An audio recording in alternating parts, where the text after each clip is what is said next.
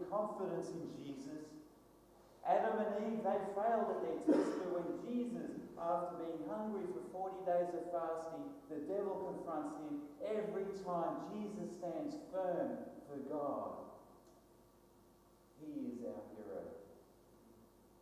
You know, I really love it how Jesus came to this world to invade the devil's territory, to set us free. Do you know what Jesus' purpose was? He actually tells us in Luke chapter 4.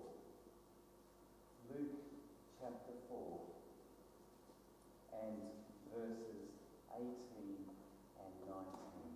He's standing in a church, in a synagogue, and he's quoting an Old Testament prophecy in the book of Isaiah.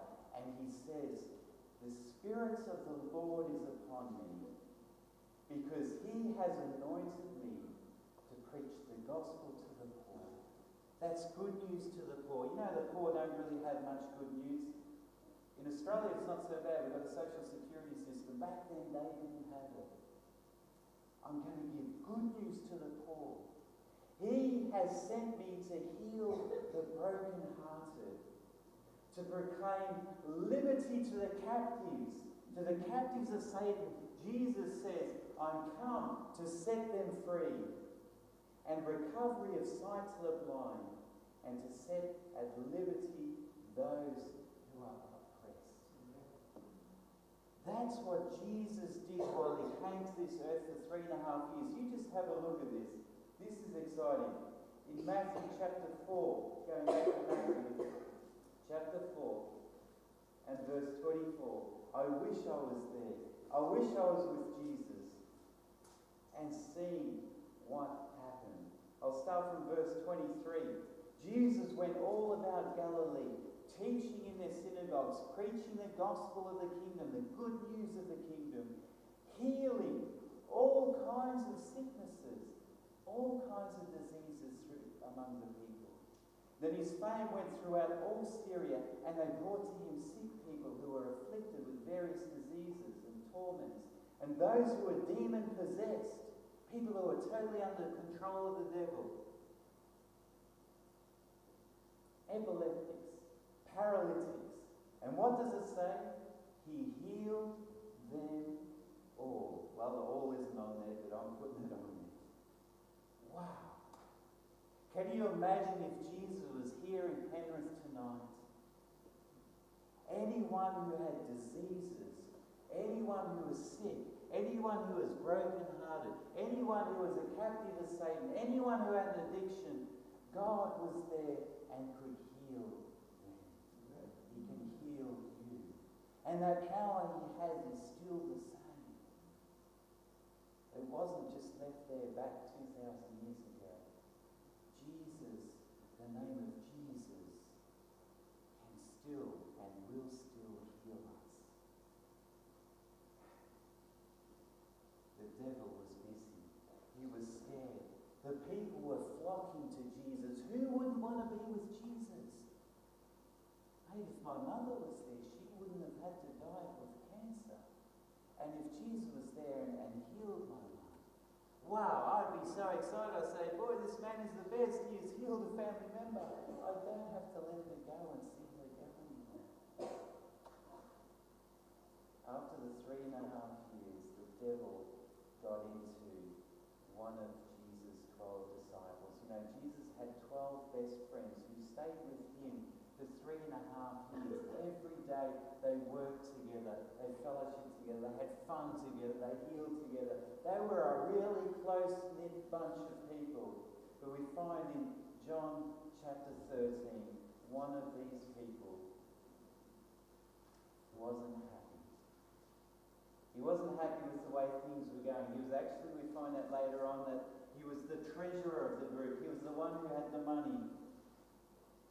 John chapter 13, verse 1. Now before the feast of the Passover, when Jesus knew that his hour had come, that he should depart from the world to the Father, having loved his own who were in the world, he loved them to the end. Jesus knew it was time for the this whole plan of salvation to climax. Verse 2, and supper being ended, the devil, having already put it into the heart of Judas Iscariot, Simon's son, to betray him. Oh, the devil wanted to get at Jesus.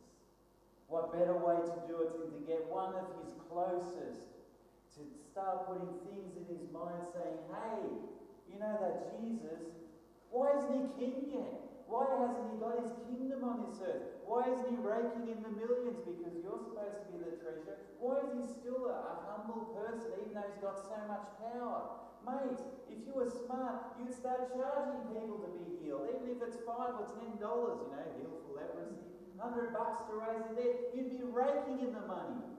Why aren't you there doing something? And so the devil gets into Judas Iscariot to betray him in a way to put Jesus in a position where if Jesus doesn't show his power, he's going to die. A little while later, in Matthew chapter 26, only hours later, they're in the garden. Jesus has been praying because he knows what's going to happen. The sins of the whole world, our sins were upon him.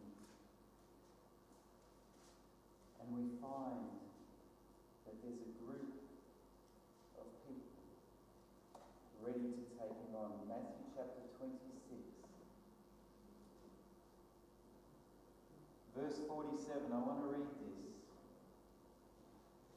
And while Jesus was still speaking, he was just talking to his disciples, telling them to stay awake because bad things are going to happen soon.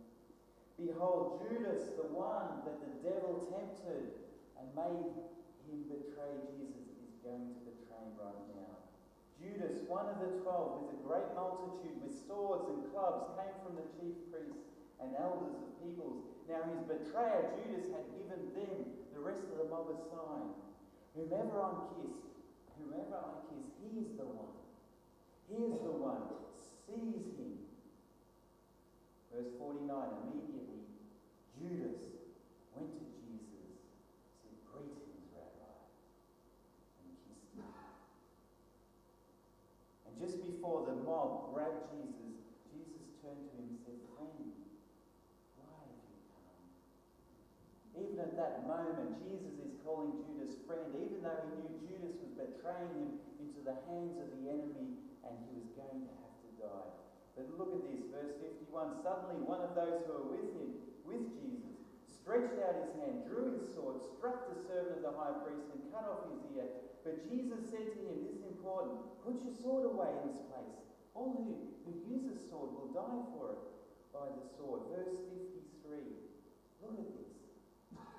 This is what Jesus is saying, to show that he's in control of the whole situation and it doesn't matter how much the devil attacks him. Look at this confidence he has. "Or do you think that I cannot now pray to my Father and he will provide me with more than 12 legions of angels?" A legion, from memory, 6,000 people in a group. 12 legions, 72,000 angels. Jesus is saying, I am going into this willingly. No one is forcing me to take my life. Even the devil isn't forcing me. I am doing this willingly. And I have the power. Right now I can ask for the power for protection, and it will happen. Look at a similar verse in the same situation, John chapter 18. This is one that many people have not really read and understood its significance. It's talking about the betrayal again from the Gospel of John, John chapter 18. Verse 3. Then Judas, having received a detachment of troops, I'm reading the same thing again, and officers from the chief priests and Pharisees came there with lanterns and torches and weapons. And Jesus, therefore, knowing that all things would come upon him, went forward and said to them, "Who are you seeking?" They answered him, "Jesus of Nazareth." And Jesus said to him,